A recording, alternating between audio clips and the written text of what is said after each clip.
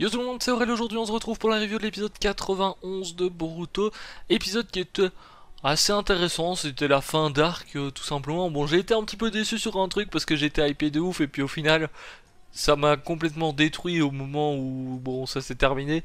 Bon, c'est pas très grave, si vous avez pas vu l'épisode je vous invite à aller le voir, c'est dispo sur ADN comme d'habitude, lien en description. Et du coup on a le combat Boruto Sarada Mitsuki qui commence contre Sirku qui vient de récupérer le cœur du scientifique fou, donc qui peut maintenant vivre aussi longtemps qu'un humain. Donc il n'a pas eu de difficulté dans le combat par rapport à ça, il n'a pas son corps qui se détruisait, etc. Notamment, il faut le noter. Et donc on a le combat qui démarre. À un moment donné, on a Mitsuki qui, pour sauver Boruto, eh bien, utilise un petit peu ses pouvoirs du mode ermite. Alors apparemment, c'était pas le mode ermite à 100% vu son design à ce moment-là. Bon, après, peut-être que c'était le 100% au moment où Mitsuki est là, mais je pense pas clairement que ça soit le mode 100%, on va dire. Et à partir de ce moment-là, bon, c'est la hype. Franchement, j'étais devant mon épisode, j'étais là en mode oh, enfin, on va voir quelque chose du mode ermite de Mitsuki, ça va être dingue et tout. Je commence à m'exciter. Bon, clairement, je commençais à m'exciter. Au final, bon, ils sont séparés, Sarada, Boruto et Mitsuki qui restent avec Ku pour l'affronter. Donc, à partir de ce moment-là, tu te dis, bon, bah, Mitsuki peut en soi utiliser son mode ermite étant donné que personne ne le voit. Et même si c'est un arc HS, bah, à partir du moment où personne ne voit son mode ermite, mis à part les spectateurs du coup, bah ça change rien pour l'histoire en soi parce que Boruto etc ne seront pas au courant, personne ne sera en soi au courant. Sauf que bah, c'est vite arrêté parce que malheureusement bah, son mode ermite n'aura pas duré bien longtemps. Bon, j'ai trouvé ça un petit peu dommage de foutre le mode ermite juste pour 2 petites secondes à sauver Boruto parce que clairement quand t'es spectateur et que tu vois ça, bah tu te dis oh ça va castagner, ça va être ouf et tout, tu commences un petit peu à t'exciter, tu commences à peut-être limite à avoir les frissons et puis au final il y a tout qui a été arrêté d'un coup en 2 temps, 3 mouvements parce que Ku à un moment donné euh, coupe tout simplement les espèces de serpents de Mitsuki parce qu'il y a Mitsuki qui le tenait avec ses serpents, donc c'est un petit peu dommage je trouve de montrer le mode ermite si c'est pour pas un petit peu vraiment voir ce qu'il sait faire avec. On avait déjà vu ça dans un flashback précédent, il y a quand même pas mal de temps, l'air de rien. Euh, Notamment, mais bon, ça aurait été cool de le voir un petit peu plus. Malheureusement, c'était pas le cas. Bon, au final, on a Sarada, Boruto qui arrivent à revenir près de Mitsuki parce qu'il y a Onoki et le ninja. C'est comment le ninja? C'est Seki, non? Un truc comme ça, je crois. Qui arrivent pour les libérer parce qu'en gros, il y a des pierres qui étaient tombées, ils pouvaient pas passer. Tout simplement.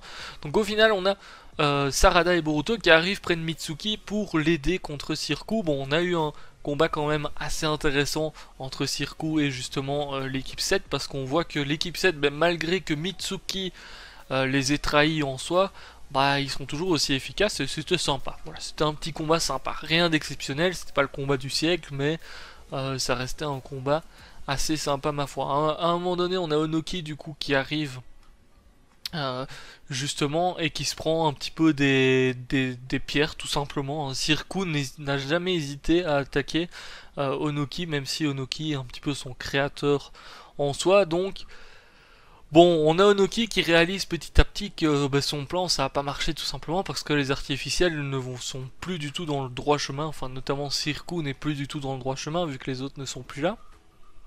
Notamment, donc il essaye un petit peu de dialoguer avec, mais Sirku, bon, il s'en fout complètement, hein, il continue à attaquer. On a du coup l'équipe 7 qui s'en occupe, combat, comme je vous l'ai dit, bah, assez intéressant, où on voit un petit peu toutes les techniques de tout le monde en soi. Bon, il y a juste Sarada qui à chaque fois qu'elle fout un coup de poing commence à crier dans tous les sens. Je sais pas si je vais supporter ça longtemps, je vous le dis.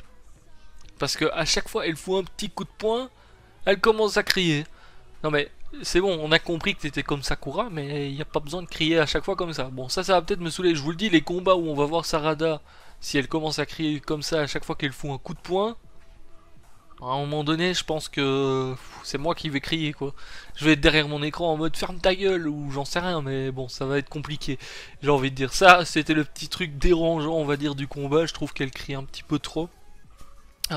Au final, on a Boruto qui arrive avec un Rasengan dans le cœur justement de coups. Pensant en avoir fini, ben, il tombe un petit peu hein, après tous ces combats et tout ça. Ils sont un petit peu tous fatigués en soi.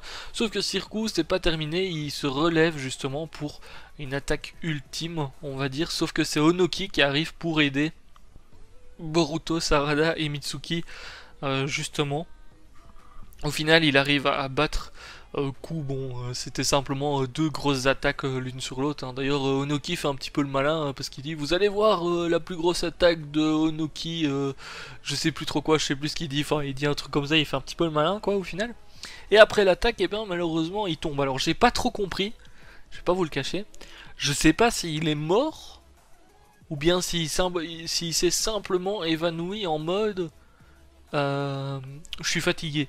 Parce qu'après tout ça, ben, on a justement la Tsushikage, etc. qui arrive, et qui est là en mode grand-père, limite à pleurer et tout, mais je trouverais ça bizarre de faire mourir un personnage dans un hors-série. Du coup, c'est ça qui me fait un petit peu hésiter. Je sais pas s'il est vraiment mort, ou s'il est juste tombé de fatigue, ou quoi, surtout qu'ils ont l'air un petit peu tous dépités au final. Donc à ce niveau-là, si quelqu'un a remarqué quelque chose qui peut un petit peu me remettre dans le droit chemin et me dire si oui effectivement bah, il est mort ou pas, ça m'aiderait un petit peu parce que clairement la scène j'ai l'impression que c'était hyper triste et tout en mode il est mort, mais je me dis mais ils peuvent pas faire mourir un personnage comme ça dans un HS. Enfin je sais pas si on le revoit dans le manga plus tard parce que peut-être que dans le manga on le voit pas du tout par exemple à un moment donné, donc peut-être qu'ils peuvent très bien le faire mourir en soi dans l'animé et que c'est pas un souci pour le manga ou pour la suite de l'histoire ou des choses comme ça. Donc ça, si quelqu'un a une petite explication, ça serait sympa tout simplement. Bon, on a Naruto et pas mal de ninjas qui arrivent, notamment on a Sai par exemple qui est dans le tas, ainsi que d'autres élèves, hein, bon tous les autres de la classe en soi, Sumire, etc.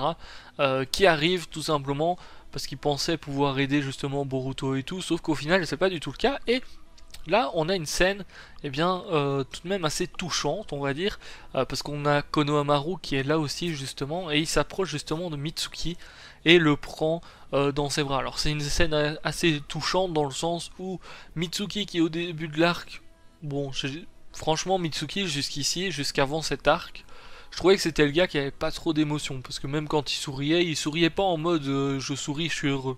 Il souriait simplement, c'était pour montrer qu'il avait le sourire, c'est tout.